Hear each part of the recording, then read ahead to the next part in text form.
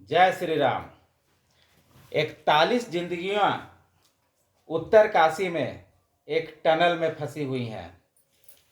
41 जिंदगियों को बचाने के लिए दिन रात सरकारी और प्राइवेट एजेंसियां लगी हुई हैं, लेकिन अभी तक कामयाबी नहीं मिली। आइए मैं आपको बताता हूं पुल या ड्रिल मशीन कैसे काम करता है, सुरंग कैसे बनता है, या क्या क्या गलतियां हुई हैं, या अंदर क्यों नहीं पहले से सेफ्टी ऑडिट की रिपोर्ट को गंभीरता से लिया गया। इन सारी बातों का विश्लेषण करेंगे ताकि ये पता चले भविष्य में कोई भी ड्रिल मशीन या कोई भी टनल कभी भी इस तरह के डिजास्टर का शिकार ना हो। आपको मैं पहले बताना चाहूँगा कि सिलक्यारा डंडाल गांव एक यमुनोत्री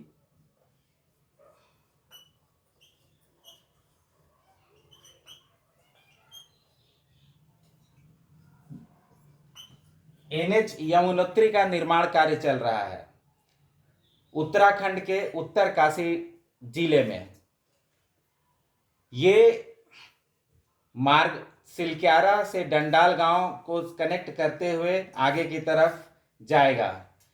सिलक्यारा और डंडाल गांव के बीच में जो पहाड़ है, हिमालय की श्रृंखला है, उसमें सुरंग बनाने का कार्य चल रहा था।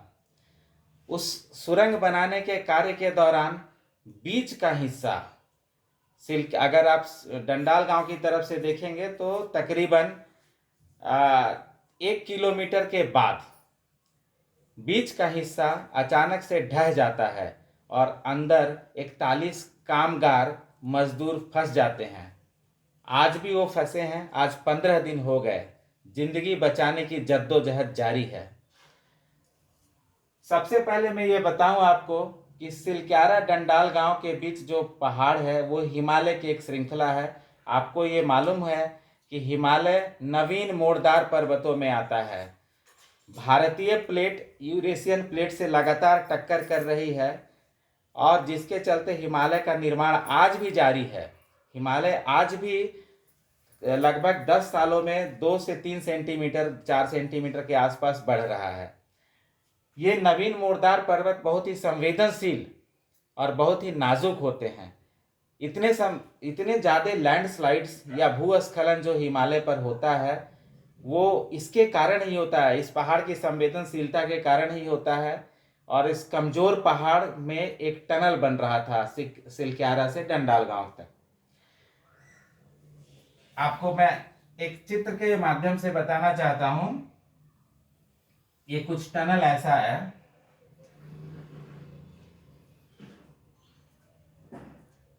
ये कुछ पाइप नुमा आकृति है।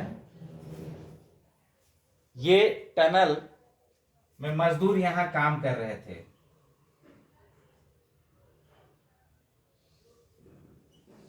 ये 41 जिंदगियां जहां फंसी हुई हैं अभी वो है।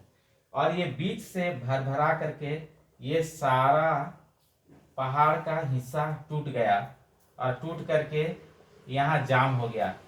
ये तकरीबन 65 मीटर है। ये 65 मीटर है। इधर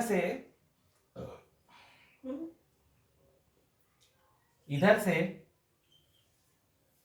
ऑगर मशीन के द्वारा ड्रिल कर करके एक रास्ता बनाने की कोशिश हो रही है पिछले 15 दिनों से, लेकिन वो सफल नहीं हुआ। ये तकरीबन 55 मीटर तक ड्रिल हो पाता है, लेकिन अगला 10-12 मीटर बहुत ही कठिन हो जाता है। क्यों कठिन होता है वो भी मैं बताऊंगा। क्योंकि यहाँ जो वायर मेश थे, वायर मेश कहते हैं स्टील से बना जाली, वायर मेश और जो लोहे के पाइप और लोहे के रॉड यहाँ डाले जाते हैं टनल बनाने में जो प्रयोग होते हैं, वो सब इधर आकर के जाम हो गया है। और ये जो ऑगर ड्रिलिंग मशीन जो है वो इस्तेमाल किया जा रहा है इस यहाँ ड्रिल करने के लिए, जो कि स्टील पाइप और स्टील मेश के चलते वो काम नहीं कर रहा। अभी तक 7 ड्रिल बिट टूट चुके हैं। 7 नंबर्स ऑफ ड्रिल बिट अभी तक टूट चुके हैं। ये ऑगर मशीन के ऑगर ऑगर ड्रिलिंग मशीन ये अमेरिका से मंगाया गया है, ताकि ये यहाँ पर सुराख बना करके इन 41 जिंदगियों को निकाला जा सके। लेकिन ये सक्सेस नहीं हुआ, 15 दिन बीत चुके हैं। ये क्यों वायर मेस और स्टील के रॉड या स्टील का पाइप यहाँ आ गया और फंस गया, जो ये बाधा उत्पन्न कर रहा है, व्यवधान उत्पन्न कर रहा है ये होल होने में, वो मैं बताता हूँ। जब सुरंग बनता है उसको फोर पोलिंग करते हैं। फोर पोलिंग करने का अर्थात ये जो ऐसा गोल खोदा गया, ड्रिल किया गया, उसके ऊपर ऐसे वायर मेश डाले जाते हैं। फिर कुछ कंक्रीट स्ट्रक्चर बनता है सीमेंट वगैरह की सहायता से, कि ऊपर का हिस्सा नीचे के हिस्से को नुकसान ना पहुंचाए, इस पर वेट ना आए, टनल पर वेट ना आए और टनल ध्वस्त ना हो। इसके लिए ये यहाँ पर कंक्रीट स्ट्रक्चर बनता है, जिसके लिए वायर मेश स्टील वगैरह का इस्तेमाल होता है। तो यहाँ वही हुआ था जो ये टूट करके नीचे आ गया, और ये पूरा 65 मीटर है। तो ये तकरीबन 65 मीटर का रास्ता पूरी तरह से ब्लॉक कर दिया है, यहाँ के मजदूर इधर आ नहीं सकते हैं। एक बात और मैं बता दूं, ये 65 मीटर के बाद इस तरफ तकरीबन यहाँ तक 2 किलोमीटर का जगह है। ये जो 41 कामगार यहाँ घिरे हैं, ये तकरीबन 2 किलोमीटर तक यहाँ चहलकदमी कर सकते हैं। शायद वो बचे हुए हैं आज तक, उसका सबसे बड़ा कारण ये स्पेस ही है जो 2 किलोमीटर के आसपास है। अभी जो एक 6 इंच का लाइन डाला गया था, ये यहाँ से एक 6 इंच पाइप डाला गया था। 6 इंच के पाइप से उनको oxygen, food packet, water bottles, vitamin D की गोलियाँ ये सब दी जा रही हैं, क्योंकि उनको सनलाइट मिल नहीं रहा है, सूर्य का प्रकाश नहीं मिल रहा है, जिसके चलते विटामिन डी की कमी हो रही है। तो विटामिन डी वगैरह उनको स्वस्थ रखने के लिए इसी 6 इंच के पाइप से दिया जा रहा है। बट ये ऑगर मशीन, जो ऑगर ड्रिलिंग मशीन है, ये सक्सेस नहीं हो पाया। दुनिया के सबसे बड़े टनल एक्सपर्ट, जिनका नाम है अर्नाल्ड डिक्स, दुनिया के सबसे बड़े टनल एक्सपर्ट जिनका नाम है अर्नाल्ड डिक्स, वो भी वहां उस काम में लगे हुए हैं, ताकि ये आगर ड्रिलिंग मशीन से होल करके ये एक रास्ता बनाया जा सके, ताकि 41 जिंदगियों को निकाला जा सके। लेकिन कल शाम को, यानी कि 25 तारीख की शाम को, वो भी अपना हाथ खड़ा कर दिए, बोले कि अब ये असंभव है, नहीं हो सकता है। अब थोड़ी सी निराशा है 41 जो मजदूर फंसे हैं उनके परिजनों में, लेकिन एक आशा की किरण भी है। हम भारतीय कभी हार नहीं मानते हैं, और हार नहीं मानने के लिए हर भारतीय के लिए जय हिंद बोलिए।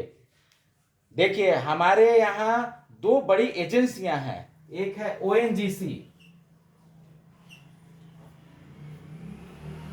और दूसरी है SGVNL। ये 2 एजेंसियां ड्रिलिंग वर्क में माहिर हैं। ONGC आपको मालूम है सागर सम्राट बॉम्बे हाई से तेल निकालती है। ये दोनों ड्रिलिंग के लिए एक्सपर्ट एजेंसियां हैं। अब इन एजेंसियों को भारत सरकार और जो अथॉरिटी लगी हुई है इन जिंदगियों को बचाने के लिए, वो वहां पर डिप्लॉय किया गया है। अभी वर्टिकल ड्रिलिंग का प्लान चल रहा है। वर्टिकल ड्रिलिंग यानी कि यहाँ ऊपर में जो ड्रिलिंग मशीन पहुंचाने का काम है। ड्रिलिंग मशीन एक बहुत ही भारी इक्विपमेंट है, बहुत ही वजनदार और बड़ा इक्विपमेंट है, जो कि यहाँ ऊपर पहुंचाना पड़ेगा, सो दैट वर्टिकल ड्रिलिंग करने के लिए वो सक्सेस होगा। वर्टिकल ड्रिलिंग करने के लिए हमारे पास ये जो 2 एजेंसियां हैं, ये एक्सपर्ट, जैसा कि मैं बताया, ये एजेंसियां के साथ एक और एजेंसी जुड़ी है जिसका नाम है BRO, बॉर्डर रोड ऑर्गेनाइजेशन। ये भारी भरकम मशीन को वहां तक पहुंचाने के लिए बॉर्डर रोड ऑर्गेनाइजेशन ने सड़क का निर्माण कर दिया, वो भी मात्र 72 घंटों में, ताकि जो वर्टिकल ड्रिलिंग मशीन है जिसका नाम है exploration machine, deep sea exploration machine, मैं आपको बता दूं, डीप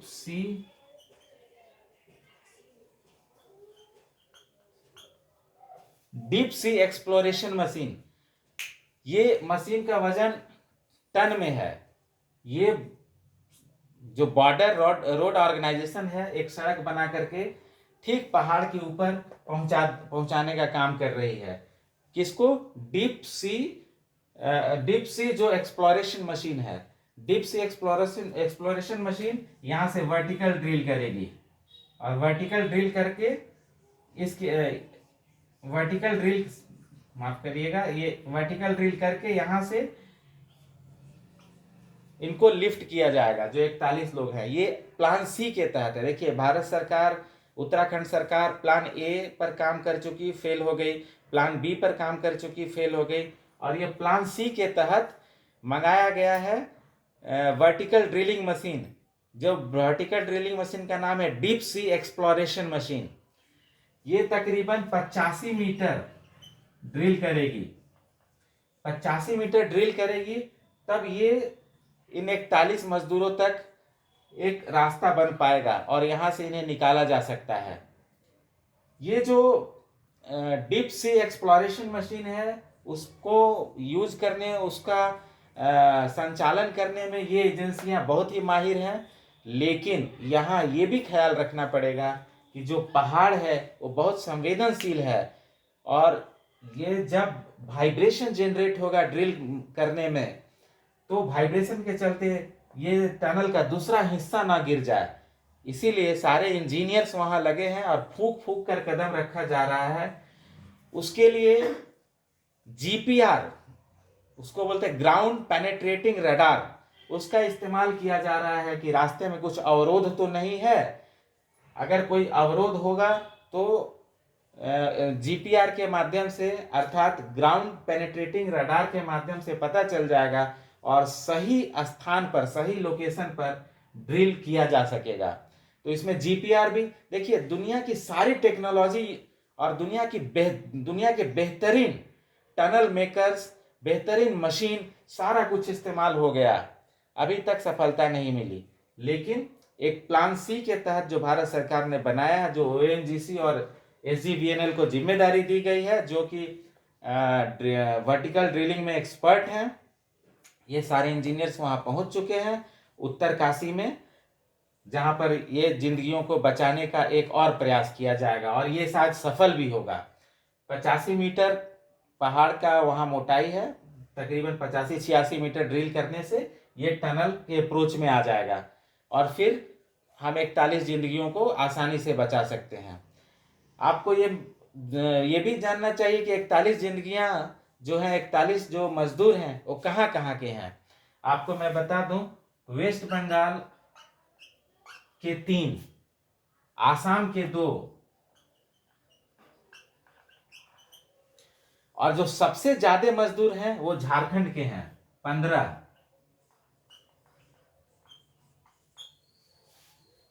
ओडिशा के भी 5 मजदूर हैं।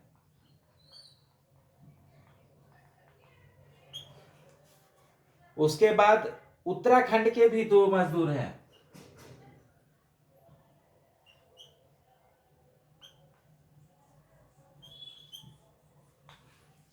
इसके अलावा हिमाचल प्रदेश का 1, यूपी का 8 और बिहार का 5। देखिए, 3 वेस्ट बंगाल के, आसाम के 2, झारखंड के 15, उड़ीसा के 5, उत्तराखंड के 2, हिमाचल प्रदेश का 1, यूपी यानी उत्तर प्रदेश का 8 और बिहार के 5 मजदूर, टोटल 41 मजदूर यहाँ फंसे हुए हैं पिछले 15 दिनों से। अब हम उम्मीद करेंगे इस बात का कि भारत सरकार या जो भी टनल मेकर्स हैं या जो राज्य सरकारें हैं, वो कम से कम सेफ्टी ऑडिट करा लिया करें, और सेफ्टी ऑडिट कराने के बाद ही टनल का काम शुरू करें। इसमें एक बात और मैं कहना चाहता हूं कि इसमें एक इमरजेंसी इवैक्यूएशन सिस्टम भी लगाना चाहिए। जब भी टनल का कार्यक्रम होता है, टनल का एक प्रोग्राम बनता है, तो एक छोटा रास्ता पहले तैयार कर लेना चाहिए, जिसको इमरजेंसी इवैक्यूएशन सिस्टम कहते हैं। सो भारत सरकार और राज्य सरकार या जो भी एजेंसियां टनल का काम करती हैं, ऐसे इस तरह के खतरनाक डिजास्टर, इस तरह के विध्वंसात्मक एरिया में या क्षेत्र में काम करने के पहले इवैक्यूएशन सिस्टम एक जनरेट कर लें, तब काम करें। दूसरी बात, सेफ्टी ऑडिट बहुत ज़रूरी है। सेफ्टी ऑडिट अगर हुआ रहता पहले भी, तो ये टनल, जो टनल के लिए रास्ता बनाना है निकालने के लिए, यहाँ पर वायर मेश है, स्टील है, ये सब पता चल गया होता। और ये जो समय बर्बाद हुआ एक अलग से पाइपलाइन डालने के लिए, जो 800 mm डाया का पाइप यहाँ डाला जा रहा था, 800 mm डाला, ऐसे 55 मीटर तक डाल भी दिया गया था, 10-11 मीटर ही बचा था। तो ये जो है यहाँ मुंह पर आकर के, मतलब हाथी का पूरा शरीर निकल गया, दुम अटक गया वाली बात हो गई। तो वो नहीं होता और समय की बर्बादी नहीं होती। पिछले जो 15 दिनों में समय की बर्बादी हुई वो बचा जा सकता था अगर यहाँ पर जीपीआर के माध्यम से, ग्राउंड पेनेट्रेटिंग रडार के माध्यम से ये पता कर लिया जाता है कि यहाँ पर व्यवधान है, यहाँ पर हमारा जो आगर ड्रिलिंग मशीन है वो सक्सेस नहीं होगा, तो ये समय बचाया जा सकता था। अब चलिए हम सभी ईश्वर से प्रार्थना करें कि हमारा जो डीप सी एक्सप्लोरेशन मशीन है, जो वर्टिकल ड्रिलिंग का प्लान सी है, वो सफल हो और जल्दी से जल्दी ये 41 जो कामगार अंदर हमारे भाई बहन, हमारे भारतीय फंसे पड़े हैं, वो स्वस्थ रूप में निकलें और अपने फिर सामान्य जीवन में आकर के घुल मिल जाए। जय हिंद।